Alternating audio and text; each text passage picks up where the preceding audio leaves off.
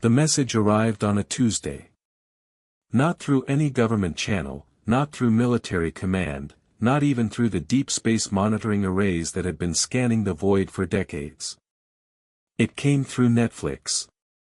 Every screen on Earth, from the smallest smartphone to the massive displays in Times Square, flickered once. Then the same face appeared everywhere. Elongated skull, silver skin that seemed to ripple like liquid mercury, eyes that held no warmth, no curiosity, just cold calculation. People of Earth, the voice spoke in perfect English, though the mouth barely moved. You have been observed. Catalogued. Judged. Dr. Sarah Chen nearly dropped her coffee in the Stanford Research Lab. Around the world, billions of people stopped what they were doing. Traffic halted. Conversations died mid-sentence. The entire planet held its breath. Your species shows promise in warfare, technology, even primitive space travel. But you lack the one quality necessary for galactic citizenship. You lack unity. The alien's image remained perfectly still, like a painting that could speak. You fight among yourselves. You destroy your own habitat. You cannot even agree on basic truths. This makes you dangerous. Unpredictable. Unsuitable. Sarah's hands trembled as she reached for her phone. The lab around her had gone silent. Even the humming of the computers seemed muted. Therefore, you will be contained. Your solar system will be quarantined. Any attempt to leave will result in immediate termination. You have 48 hours to prepare for isolation. Do not attempt to resist. Do not attempt to communicate. This decision is final. The screens went black. Then, slowly, normal programming resumed. A cooking show flickered back to life as if nothing had happened. But everything had changed. Within minutes, the world exploded into chaos. Presidents called emergency sessions. Military commanders activated defense protocols.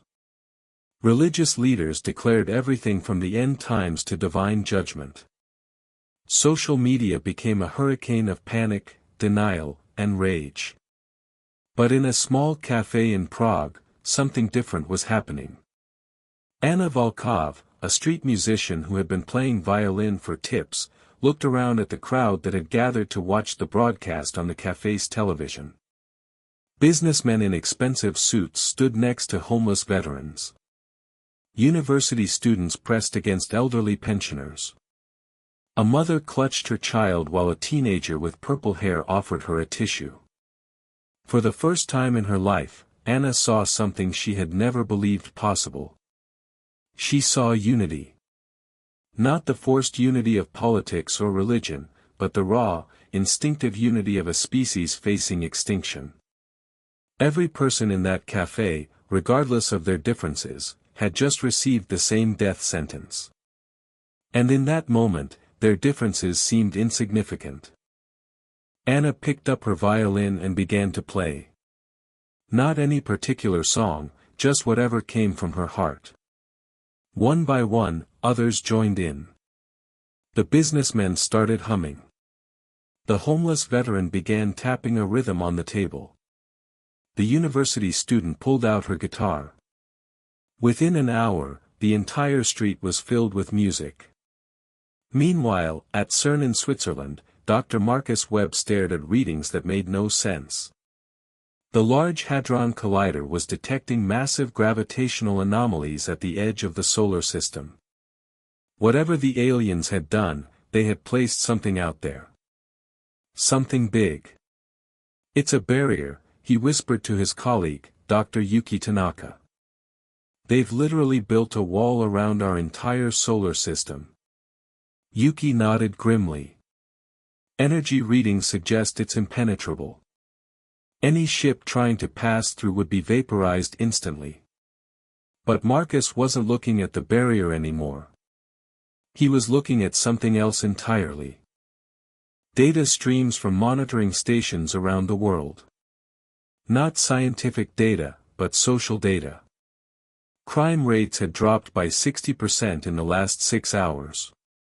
Stock markets, instead of crashing, had stabilized as traders focused on long-term survival rather than short-term profit. Charitable donations had increased by 800%. Military forces worldwide had stopped all ongoing conflicts and redirected resources toward space defense. Yuki, Marcus said slowly, I think we're witnessing something unprecedented. At the United Nations in New York, Secretary-General Elena Rodriguez watched in amazement as representatives from every nation on Earth filed into the Assembly Hall. Not for a scheduled meeting, but because they had all arrived independently, driven by the same instinct. The Russian ambassador sat next to the Ukrainian delegate. The Israeli and Palestinian representatives shook hands. The North Korean envoy spoke quietly with the South Korean diplomat. Old enemies, ancient hatreds, territorial disputes, all of it seemed to evaporate in the face of a common threat. Madam Secretary-General, the Chinese ambassador stood, his voice steady despite the circumstances. I believe I speak for all nations when I say that our previous differences are now irrelevant. We have one enemy, one goal, one chance. The hall erupted in applause. Not polite diplomatic applause, but genuine, emotional support. Elena felt tears streaming down her face. In 30 years of international relations, she had never seen anything like this. But the aliens were watching too. Aboard the command vessel Dominion, floating invisible at the edge of Earth's solar system, Commander Zektar observed the human reactions with growing confusion. The species was behaving in ways that contradicted every model their xenopsychologists had developed. Analysis, he commanded. His science officer, a being whose species had been conquered and assimilated centuries ago, studied the data streams. Commander, they are not responding as predicted. Instead of fragmenting further under pressure, they appear to be consolidating. Zektar's membrane rippled with irritation. In 3,000 years of galactic conquest, he had never encountered a species that unified in response to external threat. Most crumbled into chaos, making conquest simple. Others fought briefly before accepting subjugation. But humans were doing neither. Show me their military response, he ordered. The screens filled with images from Earth. But instead of desperate attempts to build weapons or flee the planet, they saw something else entirely. Military bases around the world had opened their doors to civilians. Soldiers were teaching farmers how to grow food in underground bunkers. Engineers were sharing classified defense technologies with university students. Generals were coordinating not just with their own forces, but with former enemies. This is impossible, Zektar muttered. They should be fighting among themselves for resources. Commander, the science officer continued, there's more. Their information networks, which we assumed would spread panic and disinformation, are instead being used to coordinate aid efforts. Their entertainment systems are broadcasting messages of hope and unity. Their religious differences, which we identified as their greatest weakness, have been set aside in favor of shared purpose. Zektar studied the data in silence. Then he opened a communication channel to the Galactic Council. Council command, this is Dominion. Request immediate consultation. The response came within minutes. High Counselor Vrex, whose species had overseen the subjugation of over 400 worlds, appeared on the screen. His translator device rendered his thoughts into something resembling human speech. Report, Commander. The humans are not responding as predicted. They are exhibiting unprecedented unity. Our models may be flawed. Vrex's form shifted, a sign of deep consideration among his kind. Explain. In 47 hours since our ultimatum, human conflict has decreased by 93%. Resource sharing has increased exponentially. Their various tribal groups are cooperating instead of competing. They appear to be treating our threat as a species-level challenge rather than individual or group challenges. There was a long pause. This has never occurred before. No, counselor. Our xenopsychologists are requesting additional observation time. Denied. The quarantine will proceed as planned. One species cannot be allowed to disrupt thousands of years of galactic order. The communication ended. But Zektar remained troubled. In his experience, a species that could unify so quickly and completely was not a species to underestimate. Back on Earth, something extraordinary was happening in laboratories and workshops around the world. Scientists who had spent their careers competing for grants and recognition were now sharing their most guarded research freely. The cure for cancer that had been held up in patent disputes was released to every medical facility on the planet. Renewable energy technologies that had been suppressed by oil companies were distributed freely online. Dr. Sarah Chen found herself working alongside researchers she had considered rivals for decades. The artificial intelligence project she had been developing in secret was now being enhanced by brilliant minds from every continent. Sarah, called Dr. Raj Patel from Mumbai, appearing on her screen via quantum-encrypted connection. What if we're approaching this wrong? What do you mean? Everyone's trying to figure out how to break through their barrier or build weapons to fight them. But what if the real weapon is what we're doing right now? Sarah paused in her coding. Unity. Think about it. They said we lack unity. They called it our greatest weakness. But what if it's actually our greatest strength when properly activated? Before Sarah could respond, alerts began flashing across every screen in the lab. The aliens were broadcasting again. This time, the message was different. Instead of the single elongated figure, multiple aliens appeared on screen. Their leader, Commander Zektar, stood before what appeared to be a council of various species. People of Earth, he began, but his voice carried a tone that hadn't been there before. Uncertainty. Your behavior over the past 47 hours has been unexpected. Our sociologists have requested additional observation time. Sarah felt her heart racing. The aliens were confused. They hadn't expected this response. However, Zektar continued, the decision of the Galactic Council remains unchanged. You will be quarantined. But we offer you this opportunity. Send your best representative to negotiate the terms of your isolation. You have 12 hours to decide. The broadcast ended, and Sarah realized something profound. The aliens weren't just isolating humanity because they were dangerous. They were isolating humanity because they were afraid. Afraid of what a truly unified human species might accomplish. Within hours, the choice had been made. Not by governments or military leaders, but by something much more powerful. Every social media platform, every news network, every communication channel on Earth began sharing the same name. Not a president or a general or a celebrity. Anna Volkov. The street musician from Prague whose violin had started something no one could have predicted. She had become the voice of unity not through force or politics, but through the simple act of making music while the world fell apart.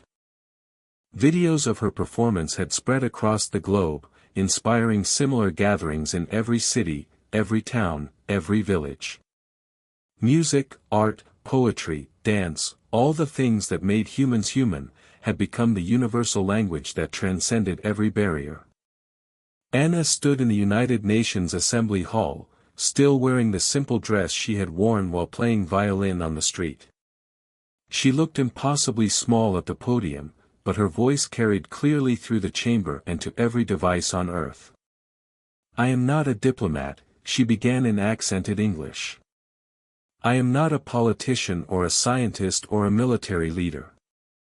I am just someone who believes that when we face the end of everything, we discover who we really are." She paused, looking out at the representatives of every nation on Earth. 48 hours ago, we were told we are not worthy of joining the galaxy because we lack unity. They were right. We did lack unity. But not because we were incapable of it. Because we had never been given a reason important enough to achieve it. The hall was silent except for the soft whir of cameras and the quiet breathing of hundreds of people hanging on every word. They expected us to panic. To fight each other for scraps. To prove their point about our unworthiness.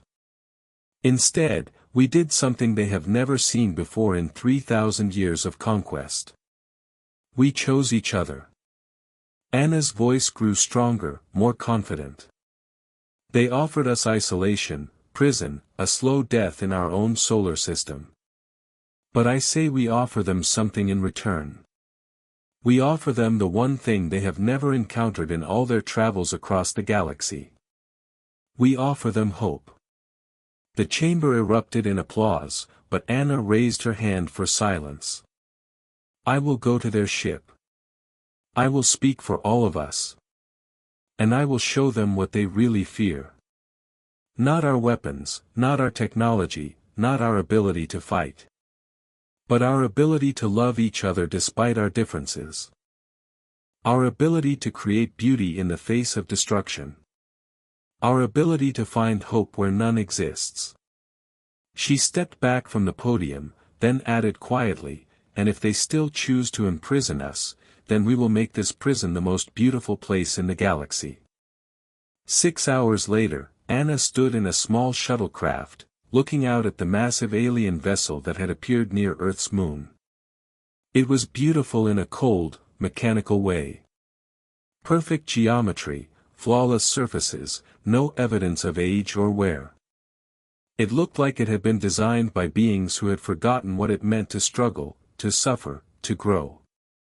The shuttle docked with barely a sound.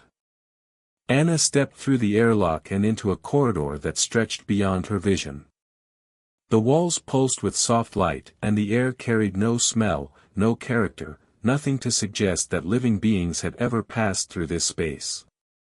Commander Zektar waited for her in what appeared to be an observation chamber. Through the transparent walls, Earth hung like a blue jewel against the black of space. "You are not what we expected," he said without preamble. Anna smiled. "I know. We've been getting that a lot lately." Zektar studied her with eyes that seemed to look right through her. "Our models predicted that your species would send your most powerful leader. A warrior or politician. Instead, you send a musician. Maybe that tells you something about us that your models missed. Perhaps. But it changes nothing. The decision has been made." Anna nodded and walked to the transparent wall, placing her hand against it. "Can I ask you something? In all your travels, all the species you've encountered, have you ever found one that could surprise you?" Zektar was quiet for a long moment. "No. Then you've never really lived, have you?" The alien commander's form shifted, a reaction Anna couldn't interpret. "Explain." Anna turned from the window to face him. "Life isn't about perfect efficiency or flawless logic.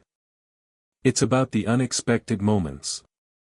The times when someone chooses love over fear, creation over destruction, hope over despair. You've created a perfect galactic civilization, but you've eliminated the one thing that makes existence meaningful. And what is that?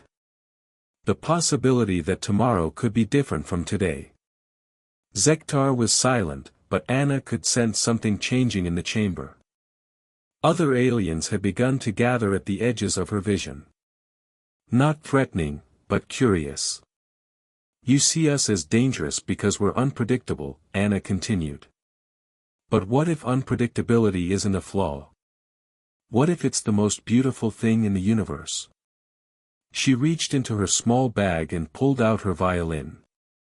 May I show you something your models can't measure? Without waiting for permission, Anna began to play. Not any particular song, but the same improvisation that had started everything in that cafe in Prague. Notes that came from her heart, not from sheet music or tradition or rules. The sound filled the chamber, echoing off the perfect walls and somehow making them seem less cold. Anna closed her eyes and played for the dying forests of Earth, for the oceans choked with plastic, for the children who might never see the stars. She played for the love between enemies who had chosen to become friends, for the hope that still existed in the darkest corners of human hearts.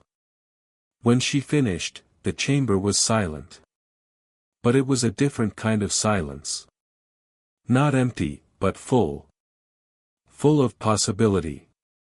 Zektar stood motionless for nearly a full minute. Then he spoke, and his voice carried something it hadn't held before. In 3,000 years of galactic exploration, we have catalogued 47,000 species.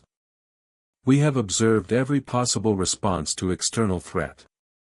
Aggression, submission, panic, despair, bargaining, denial. But we have never observed this. What is this? Anna asked quietly. Transformation. Your species didn't just unify in response to our threat. You became something new.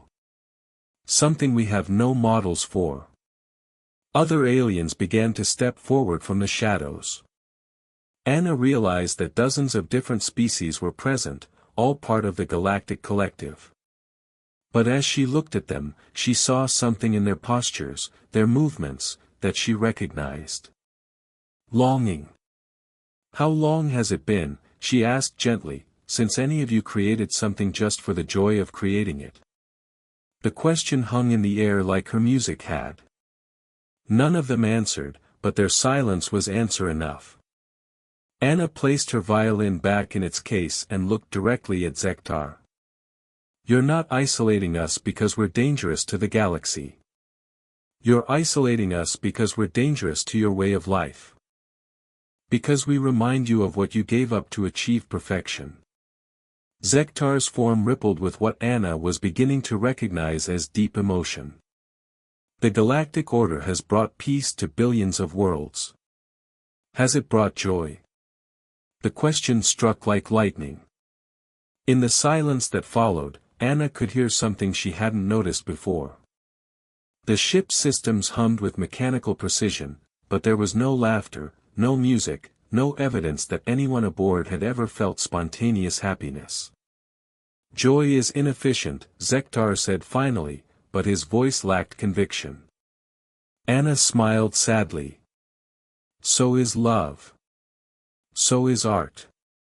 So is hope. But they're also the only things that make existence worth preserving. She moved closer to the transparent wall and looked out at Earth. You know what we did while we waited for your decision? We didn't just unify. We celebrated. Every city on that planet is holding festivals. Not victory celebrations, but celebrations of what it means to be human. We're making music, creating art, telling stories, falling in love. Even facing the end of everything, we chose to create beauty. Zektar joined her at the window. And if we maintain the quarantine? If we condemn your species to eventual extinction in this solar system? Anna's voice was steady, but tears ran down her cheeks. Then we'll make it the most beautiful extinction in the history of the galaxy.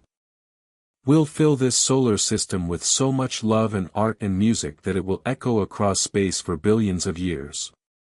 And maybe, someday, when other species find the remains of what we built, they'll remember that there was once a people who chose hope over fear. The chamber fell silent again. But this time, Anna could feel something changing. Not just in Zektar, but in all the assembled beings. Some ancient part of them, long buried under layers of efficiency and order, was stirring. Finally, Zektar spoke. The council will not reverse its decision. Anna nodded, accepting. I understand. But, he continued, and his voice carried something new, there may be another option. Anna turned to face him fully. What if, Zektar said slowly, instead of quarantining your system, we quarantined ours? The other aliens stirred, a ripple of something like shock passing through the assembly. What do you mean? Anna asked. What if we established a zone around Earth not to keep you in, but to keep our influence out? What if we allowed your species to develop naturally, without interference, and observed what you become? One of the other aliens stepped forward, speaking in a language Anna couldn't understand. But she could hear the tone, the urgency, the fear. Zektar responded in the same language, then turned back to Anna. My colleagues remind me that such an action would be unprecedented. Potentially dangerous. Your species could develop technologies that threaten galactic stability. Anna looked around at all the assembled beings. Or we could develop something even more dangerous. We could develop joy. Love. Hope. Beauty. All the things you've forgotten in your pursuit of perfect order. She picked up her violin case. But that's a risk you'll have to take. Because you can't build a perfect civilization by eliminating everything that makes life worth living. Anna moved toward the airlock, then paused. Commander Zektar. When was the last time you created something just because it made you happy? The alien commander stood silent for a long moment. Then, so quietly Anna almost missed it, he said, I cannot remember. Anna smiled, and it was the saddest, most beautiful smile any of them had ever seen. Then you're already more imprisoned than we could ever be. The shuttle returned to Earth carrying news that would reshape everything. Not just for humanity, but for the galaxy itself. The quarantine would remain, but its purpose had changed. Instead of a prison, it had become a laboratory. A place where a species could develop freely, could explore the full potential of unity, creativity, and hope. But the real transformation had already begun. Within days of Anna's return, reports began arriving from across the galactic collective. Species that had been perfectly compliant for centuries were beginning to ask questions. Art was appearing on worlds where it had been banned for millennia. Music was being played in systems where it had been forgotten. The virus of hope that humanity had released was spreading faster than any plague, more persistently than any conquest. And in the command ship Dominion, now permanently stationed at the edge of Earth's solar system, Commander Zektar stood in his private chamber, looking out at the blue world that had changed everything. In his hands, for the first time in 3,000 years, he held a musical instrument. Primitive by galactic standards, crafted from materials found on a dozen conquered worlds. But when he played it, however clumsily, it produced something the galaxy hadn't heard in eons. The sound of someone learning to be alive again. The aliens had expected humans to prove their unworthiness through division and despair. Instead, humanity had proven something far more dangerous to the established order. They had proven that it was possible to choose unity without sacrificing individuality, to find hope without denying reality, to create beauty in the face of extinction. They had proven that the most powerful force in the universe wasn't technology or weapons or perfect efficiency. It was the simple, stubborn, beautiful refusal to stop being human. And across the galaxy, other species were beginning to remember what they had been before they became perfect. The quarantine held. But it was no longer clear who was protecting whom.